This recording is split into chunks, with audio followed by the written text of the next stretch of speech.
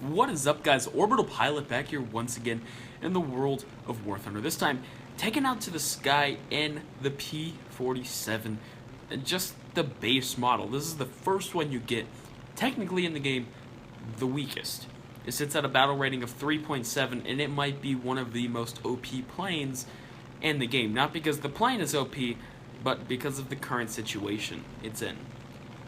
Now, for everything that gets flack in the games, like the Russians and some of like the Tu-4s, I don't understand why this doesn't get more flack. Not sure if it's just because people are bad at flying it, or if people just don't want to complain about it. Now, these BV-238s, one of the most annoying planes in the game, they're ridiculously well armored. As you can see, I think 6 engines, somewhere around there. Massive amount of armory. Just literal flying tanks. But 8 50 caliber machine guns with 3,000 rounds of ammunition, it's not too difficult to take them out. And that's really where this plane comes in. Now before, let's see, I don't even know, because the last time I flew the P47 was ages ago. This is my second game in the P47, in probably over a year, maybe 2 years. And I was just shocked, because it used to be a really good plane. However, it had a couple hindering attributes that kind of limited its capabilities. First things first, if you wanted to do good in it, you had to fly away from the battle, side climb a little bit, and then come back. Not anymore, because now you get an air spawn. Yeah, an air spawn in this plane. Now, here's how I want you to picture the P47. Picture you have an engine, okay, and you put a brick on that engine. A giant brick. You attach the engine to the brick. That's basically how this plane flies. But for a brick, it's pretty good. Like, if I was flying around a brick and this is how well it was performing, I would be extremely satisfied. It's terrible maneuvering, but it's pretty good for being a brick. That's all I'm going to say, and you'll see what I mean later on in the video. So another BV-238. These things are so annoying, and they are just armed to the brim with guns and machine guns and cannons, and they are lethal machines. Sadly enough, I cannot get my shots on point, but hey, who really cares when you have 3,000 rounds of ammunition? Just burn through them.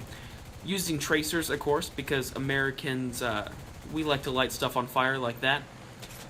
Take massive amounts of damage from his guns, but the P47 does not care. 0%.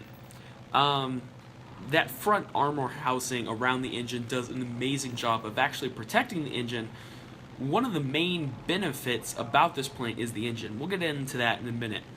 But as you can see, 2 damaged wings, a massively damaged upper fuselage.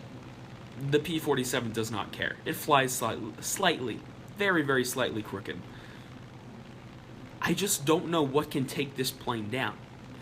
So, start diving down. I could go hunt him down, but you know what? That's just a little too boring for a video. Not something I really want to be putting up on the channel. So BF-109, Focke-Wulf's down below. Nothing too ridiculously hard, especially when the German team goes and puts themselves at an altitude of less than 1,000 meters. You're going to have 0 problems. Now let's go ahead and let's talk about that engine and why it's just so amazing, and it's really what makes this plane. This engine is ridiculous. I cannot tell you the horsepower. I should have looked that up. But like I said, it's extremely well armored, and this plane is probably the fastest. You know, I'm going to come out and say it. It is the fastest plane at 3.7. I have no idea why this plane is at 3.7. Nothing keeps up with it. Now, a Focke-Wulf may be able to catch it in a dive, but there's just no plane. I don't know why this plane is at a battle rating of 3.7. Nothing can keep up with it. In fact, this plane is unkillable if flown correctly. It's not like the BF-109, where, you know, you actually saw me hunt down a P-47. It's, if you fly it correctly, and it's not the easiest thing to do, but if you do fly it correctly, this plane is unstoppable at this tier. Straight up. You could fly this plane out, I am confident, in 4.7 to 5.0 matches, and if you played carefully, it would most likely do just fine. There's nothing hindering this plane from fighting higher tier planes like the Focke-Wulf 190A8. Actually, this will fight the G2, but stuff like the G14 and all those upper tier BF-109s, I am very confident that this plane could fight there. Now, I don't recommend it because I see a lot of people using this plane incorrectly. Turn fighting with it, you're going to immediately lose. Like I said, it's a brick, but it's pretty good for being a brick.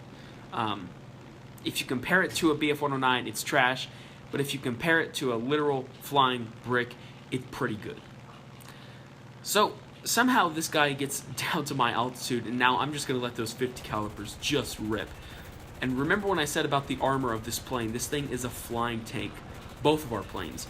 Putting massive hundreds and hundreds of rounds into him.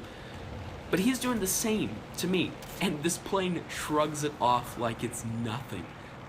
I don't know what this plane is made out of, but we should do some more research into that, because obviously this thing is made out of adamantium. I mean, that's about the only thing I can think of. It must be Captain America's shield. Captain America would approve of this plane. This is a patriotic plane for sure. German bullets, no. In fact, I swear this plane has a vendetta against death itself. The only way I died the first time was because of my fault. I hit the ground. The ground will kill it. It turns out that the planet Earth versus P47, planet Earth wins 100% of the time. So that's one thing that will kill it. Yeah, sadly enough. A whole planet will kill this plane. But maybe we'll just make a giant P47 the size of like the moon. That would be a little bit of a better matchup. That would be cool. I would watch that. Maybe in the future though. But yeah, somehow I took shots from a BF-109, a bomber twice, and somehow I'm still flying. Now there's 3 people left. I have 936 rounds of ammunition. I've taken out 1.5 people, both of those being giant bombers, flying tanks. So I am shocked I still have this much ammunition left.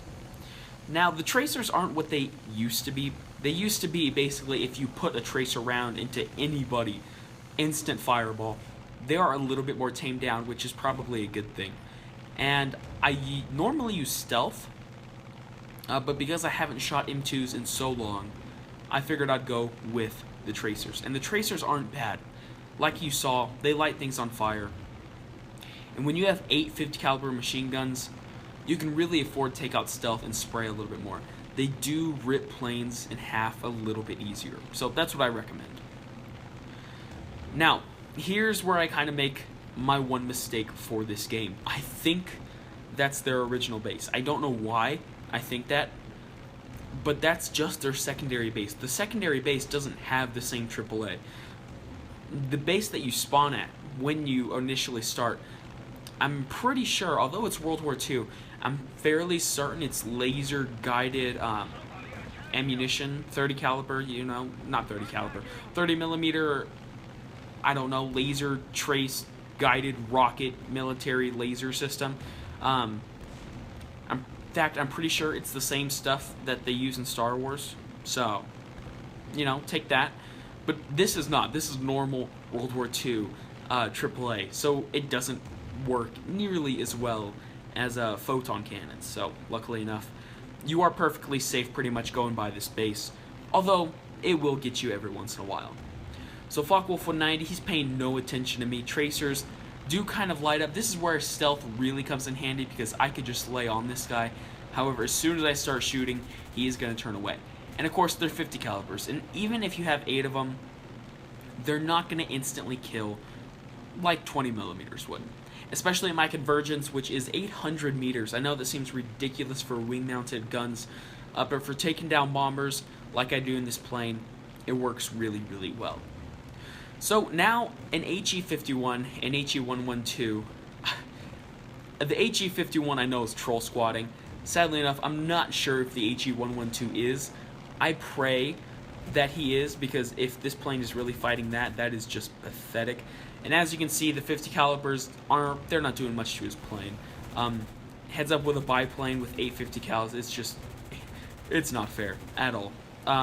So I felt kind of bad for that guy, but he was troll squatting, so he knew what he was going to be up against.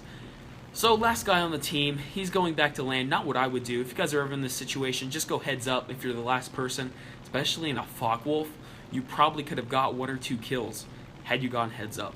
Instead, he's going to try to land, and there's just nothing he can do. He's leaking oil, and I have tracer rounds, so instant fireball.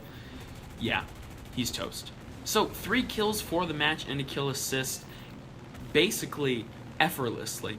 Climbed, went for bombers, dove down on people that were already slow. Plane is not difficult to fly at all. It's a flying tank. It's ridiculously fast. Like I said, it handles like a brick, but for a brick, it's pretty good. It has a ridiculous amount of guns. It's fast. What more could you ask for? I know it probably won't get a BR raise, but it could easily fight at 4.0, 4.7 if it needed to. So guys, let me know in the comments down below what you guys think of this plane. Do you think it's OP like I'm saying? Like I said, the plane's not OP, it's the situation that it's in that makes it feel OP. But let me know, do you guys like fighting this plane? Do you like flying it instead? Let me know in the comments down below. If you guys enjoyed the video, please hit that like and subscribe button. Hey, we hit 200. In fact, we're above that right now. So thank you guys for all your support, and I will see you guys next time.